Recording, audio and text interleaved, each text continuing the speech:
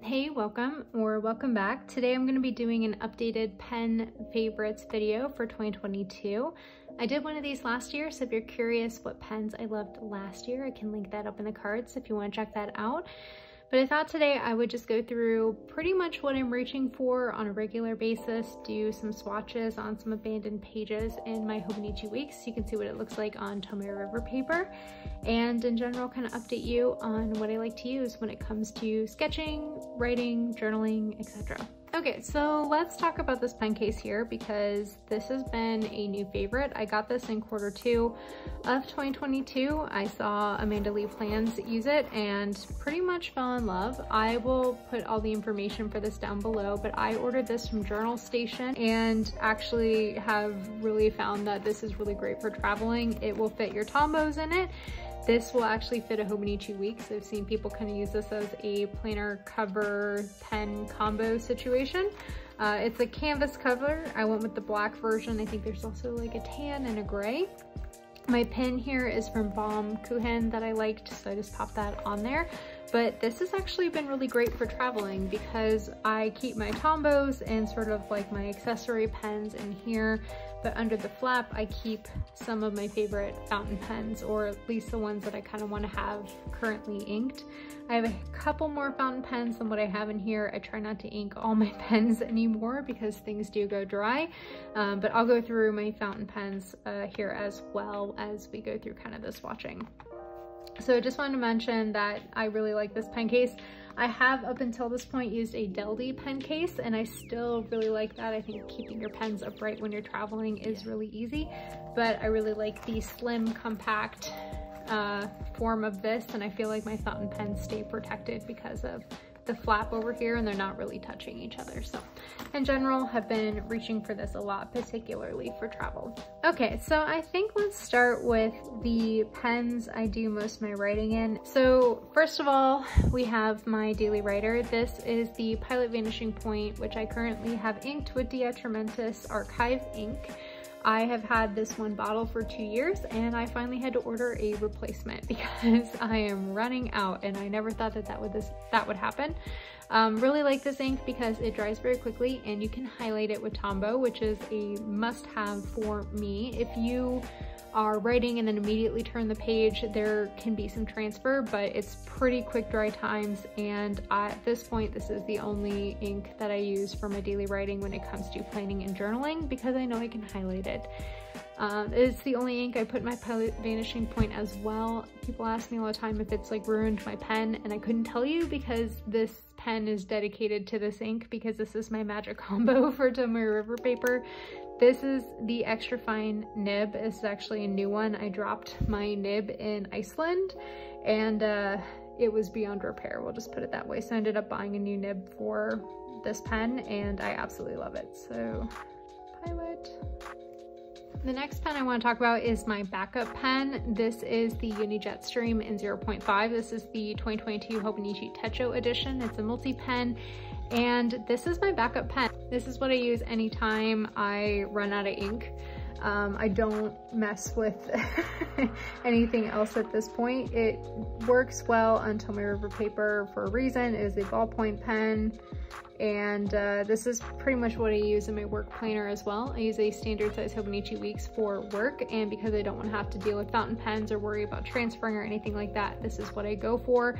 I really like the multi-pen body style. It's actually been quite helpful for me at work. I have got like a color coding system that I've been trying out, but again, you can highlight a Tombow or mild liner with this pretty much immediately after writing. It's not going to smear, it's not going to transfer, and it's nice to have a ballpoint pen on me in case I need to sign a receipt or something like that while I am out and about. So this is my number 2 pen, and if you are new to Hobonichi weeks and you are absolutely tired of smearing, I really recommend conforming to the ballpoint pen. It will make your life so much easier. The other tool that makes its way into my planner a lot is a pencil. I have a Bic in 0.5 and I use this a fair amount. I do a lot of my sketching in pencil first. I draw a lot of lines that I need to see, but I don't want to jump out at me with this as well. And it's something that I always have on me. And I think the pencil doesn't get enough hype nowadays. So I love having a pencil in my pen case. The brush pen that I pretty much exclusively used this year is the Tombow Fudenosuke pen in the hard tip. It's sort of like a navy blue body. I've gone through 3 of these this year. I know this is sort of a pen where either you love it or you hate it, but for me, I do any sort of lettering with this. Almost all of my doodlings that is done with this pen. It's pretty much the only one I use at this point. I like it because I can highlight it with Tombow or mild liners. It dries pretty quickly and it doesn't transfer if I give it, you know, just like a second to dry. There is a soft tip version of this pen as well that I do have and I'll reach for occasionally, but in general, this is the one that I keep with me in my pen case on the go, and at this point I have to store it upside down because I'm about at the end of the ink in this particular one. All right, I've got 2 pens that I think are new to me this year. These are the Uni-ball Signo. I believe they're the broads, but they are metallic gel pens. I've got the gold and I've got the bronze, and these have been kind of some of my favorite accent pens for this year. I really have enjoyed adding like highlights or little stars to any of my sketches this year. These take a moment to dry. Like, I use blotting paper between the pages when I'm using them, but they've been so much fun, particularly the bronze. I'd say the bronze is my favorite. I have a silver as well, but it has not been in my pen case for a while. The gold I like, but it is definitely a green-based gold, so keep that in mind. If you're looking for a true gold, this may not be the one for you. They will smear, so they kind of are the one pen that will break my rule, but I like them so much that I had to include them. Zebra mild liners kind of made a comeback for me this year. Typically, I don't like them because they kind of pool at the ends, but they came out with this new pack. This is the Zebra mild liner in the natural, or no, it's the neutral set is what they are. I found mine on Amazon. I saw Jet Pens was recently stocking them, but I've pretty much been using these exclusively since I got them for any like highlighting or coloring in doodles and things like that. It's just a really great color palette. It works well for me and like my tones that I usually go for. I like how they perform on the Tomoe River paper. Let me just swatch them out because I always think markers look different on Tomoe River paper than they do on anything else. They always translate just a little bit differently. But in general, really love these colors. I'm using them a ton. This is the cream. It barely shows up, so I do want to kind of point that one out. That one's not great on the Tomoe River paper. But I also really like the chisel tip. I think the brush tips have been really popular for like calligraphy and things like that, but I like the chisel tip for marking out like travel on my monthly calendar and things like that. And in general, I'm really loving these and reaching for them a ton. And because they're short and double-sided, they are easy to travel with, which is always a pro for me. All right, the next pens I'm gonna swatch are my Tombow dual brush pens, and if you've not seen these, I really recommend them. You can pick them up individually or you can get different color palettes. They sell them in packs. They are really great on Tomoe River paper. I love to highlight with them. I can use my Atramentis Archive Ink with this ink, which is a huge plus for me. They do great over the Uni Jet stream and the Tombow Fudenosuke pen. So typically I will draw like a doodle out in the brush pen and then I will highlight over to color them in using these particular markers. I love how they sort of layer as well. It's got a big brush nib so you can cover a lot of surface area or do cool lettering with it or like fine detail work. They also have a bullet nib at the back if you need to draw like straight lines and you want them in a color or anything like that. I typically pick mine up from Jet Pens one at a time, and I'm gonna leave all the numbers in the description box down below in the order that I swatch them because I rub all of this off. Some of these are like going on 2 or 3 years old, if not 4. And I haven't ran out of ink yet, but there's a few of them I replace pretty regularly. But I will swatch them and then I'll put the numbers down below so that you can see them if you're looking for a particular one.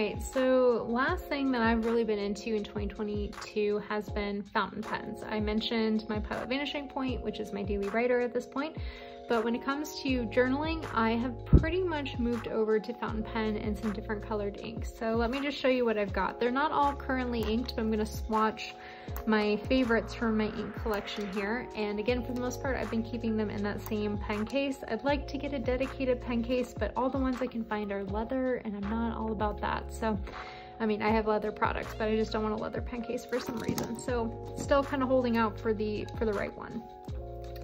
In general, that's what's currently inked. Here's my favorite ones. We'll just do it this way.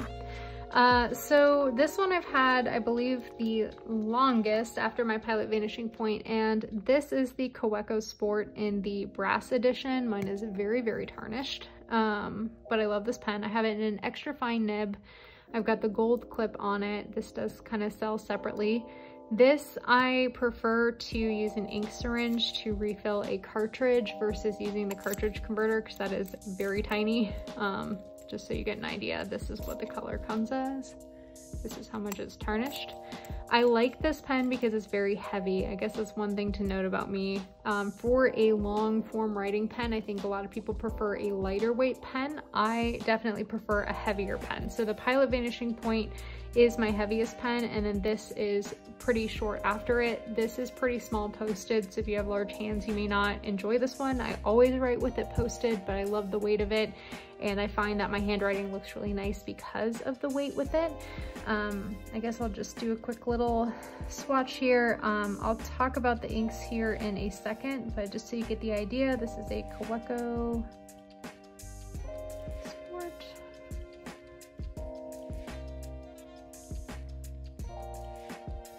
And extra fine.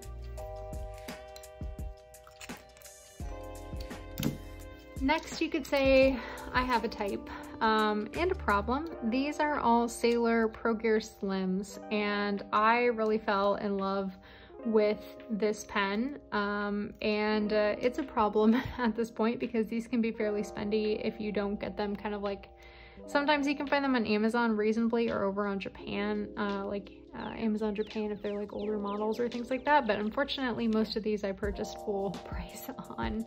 But I really, really like them, and one of the things I learned about myself is I actually like matching inks with the pen. I didn't think I would be that kind of person, so like I typically put blue inks in my blue pens. I got a brown in here currently, but I usually do red in this particular one, and then there is a brown one in here as well. This is all pretty much the same pen. Some of the nibs are like a white gold, some of them are yellow gold, some are 14 karat, some are 21, and there is a little bit of difference when it comes to writing with them. I do not pretend to be a fountain pen expert. I just barely know kind of what I'm doing other than, you know, refilling them. But a lot of people mention that there's a lot of feedback with these pens. In general, I find them to be very smooth writers, and if you're looking for a lightweight pen, these are not on the heavy side. They're pretty lightweight. In fact, for the price, they feel kind of flimsy for how expensive these can be, but what you're paying for is the brand and the nib. Basically, the nibs are always really great quality in my experience. So this one is not currently inked, but this is the Yoseka Refresh Pen that came out from this year. So you can get this from Yoseka. I believe they just got them back in stock. I really like this pen because it has a silver nib. All the rest of these have a gold nib. I think it's actually white gold. I don't think it's silver. Yeah, it's 14 karat white gold, but I like the look of a silver white gold over a yellow gold. That's just sort of my preference.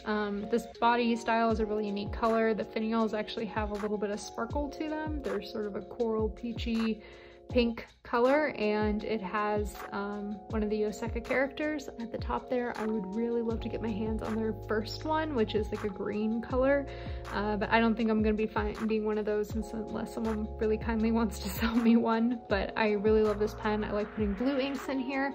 This one is one of my few that I have in a fine, and unfortunately it's not inked. Maybe I could do a dip quick and show you, but the rest of mine are in a medium fine, but I got this one in a fine tip because I heard it wrote pretty inky, and because of the color I thought I could see myself using this as a daily writer.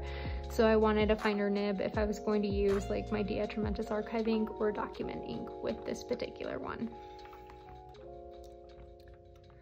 All right, next I have my Pro Gear Slim Vega, and this one is not at all transparent, but it's got these like blue and silver flecks in here.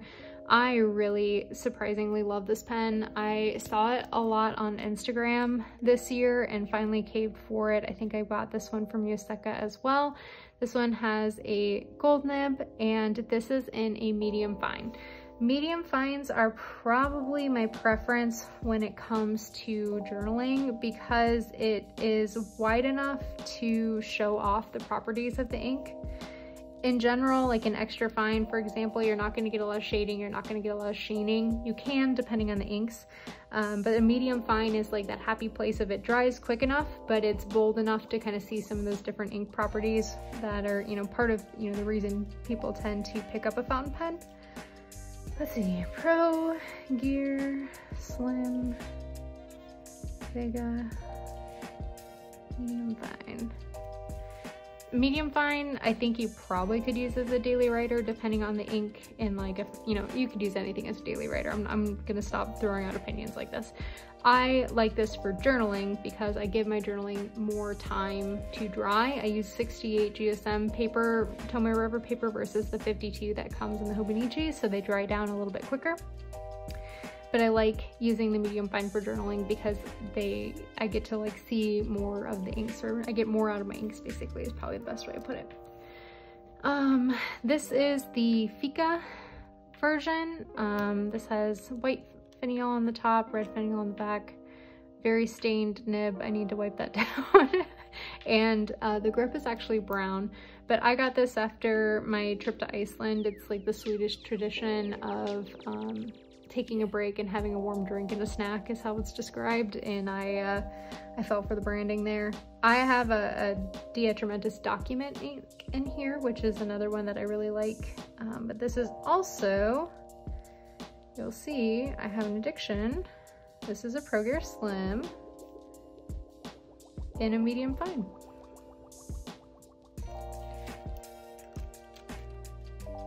And the last Pro Gear Slim I want to talk about is this one here. This is the brown edition, and I like that it doesn't have the Sailor logo on the top. It's got the little brown face from the Line collection. But this one was definitely an impulse purchase. Did I need this? No, but I fell in love with the color, and it has a little bear on it. How could I not? I just thought it was super cute. And this ink, I'll actually have to look up what this is because I'm not sure. But again, I got this in this one I think I actually got a fine tip. Can you tell me? Yes, it's a fine. It has a very tiny on the side there. So this is another fine tip. So I guess you will get to see a fine tip.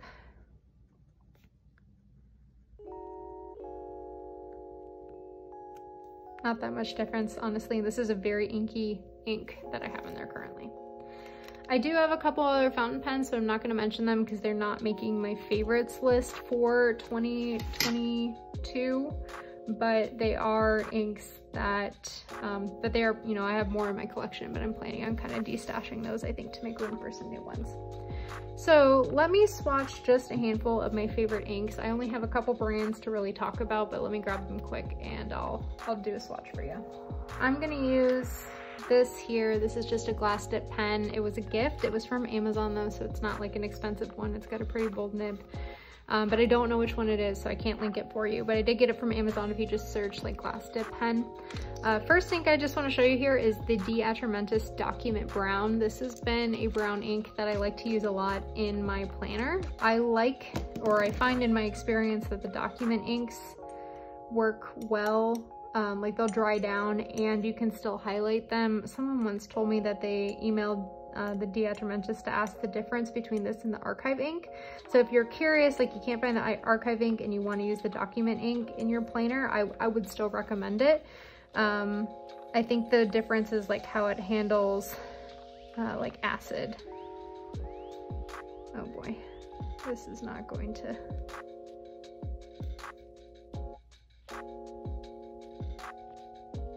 These are going to be some pretty big swatches.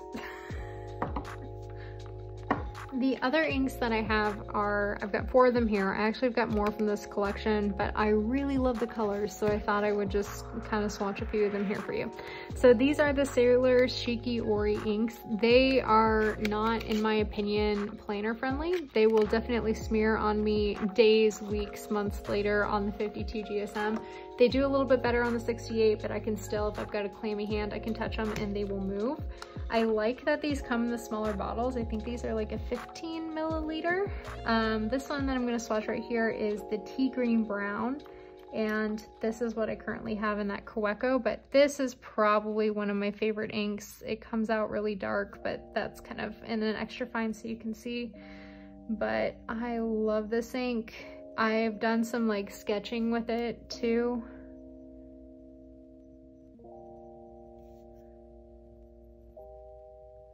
And love how that one works. So that was one that I love. I almost think I might need to get a second bottle of that because I am about 1/3 of the way through, but we will wait until I actually run out, but I would be very sad if they get rid of it. Another one I want to do is the Yodaki. This is, I think it's called Midnight Bonfire is what it's called. This is a red ink, and oh my gosh, this one is gorgeous. I wish this one didn't smear on me because I would love to do a plainer spread with this. But I just love this. It's got some sheening properties to it as well. This is...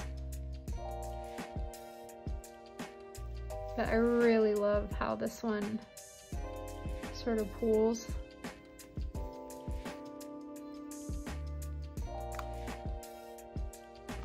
And the last one I'm gonna ink is Murui?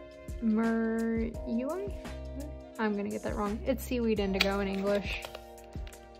I'm just not even gonna pretend to butcher that one. And this is the one I usually have inked in my Yoseka Refresh Pen for some reason. It's sort of a blue-green.